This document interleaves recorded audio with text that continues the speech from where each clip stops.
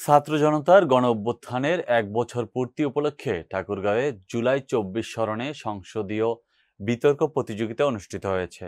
সকাল ১১টায় টাঙ্গন বেতার শ্রোতা ক্লাবের আয়োজনে আমার চোখে জুলাই বিপ্লব আইডিয়া প্রতিযোগিতার অংশ হিসেবে ইএসডিইউ মেধা অনুশীলন কেন্দ্রে এই প্রতিযোগিতার উদ্বোধন করেন জেলা প্রশাসক ইশরাত ফারজানা। টাঙ্গন বেতার শ্রোতা ক্লাবের সভাপতি আলমগীর ইসলামের সভাপতিত্বে এ সময় উপস্থিত ছিলেন সহকারী কমিশনার ও এক্সিকিউটিভ ম্যাজিস্ট্রেট আব্দুর রহমান শেখ, বৈষম্য বিরোধী ছাত্র আন্দোলনের প্রতিনিধি মুনতাসির মুন, টাঙ্গন বেতার শ্রোতা ক্লাবের সাধারণ সম্পাদক জিহাদুজ্জামান জিসান প্রমুখ।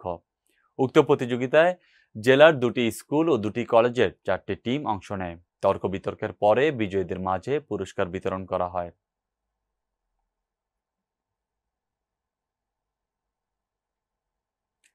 সাভারের আশুলিয়ার বাইপাল এলাকায় উল্টো পথে চলা একটি অটোরিকশা লরির নিচে চাপা পড়ে নারী ও শিশুসহ ৩ জন আহত হয়েছেন আরও একজন।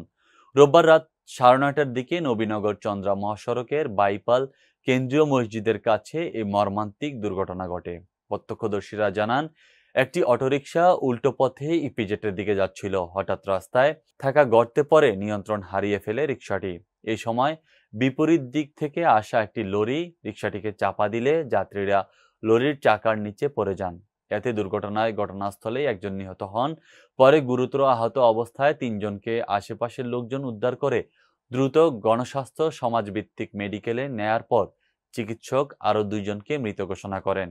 নিহতদের মধ্যে একজন শিশু, একজন নারী ও একজন পুরুষ রয়েছেন। তবে তাৎক্ষণিকভাবে তাদের কারও পরিচয় জানা সম্ভব হয়নি।